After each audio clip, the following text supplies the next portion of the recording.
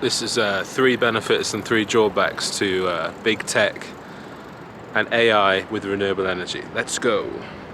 Number 1, tech companies are historically innovative companies, and they're like quote unquote cool, which means they're incentivized to do good stuff like support renewables, and they have done through large power purchase agreements, which is where one company agrees to buy the full output of an entire power station.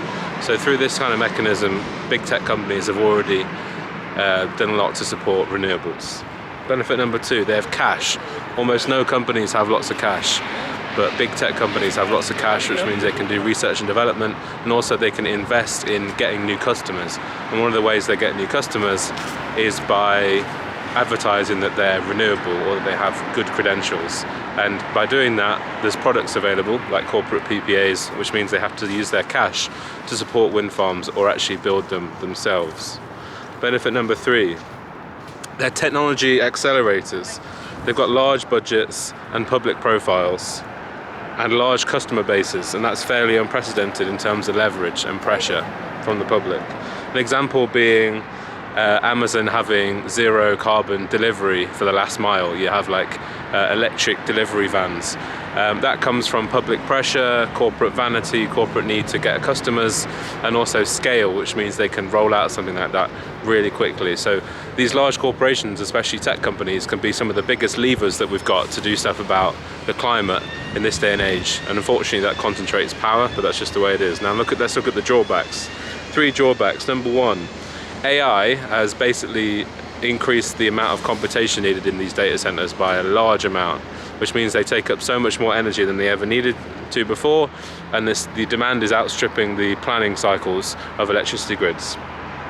Drawback number 2, this pushes these kind of companies into doing stuff called private wire, which is where they build their own power stations separate to the grid.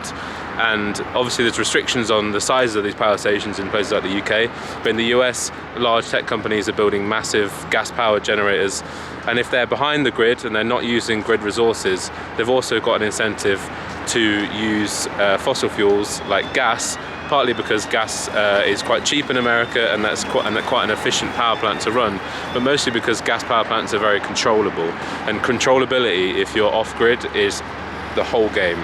You need to be able to have massive control over your power station's output. Downside 3 is that they have the ability to basically take away from public resources like water and pollute public resources like the air. These companies, especially if they're private wire, will have a lot less leverage from the government in terms of regulation and financial incentives, and because they now provide critical infrastructure to everyone, it's going to be very hard for anyone to say no to them.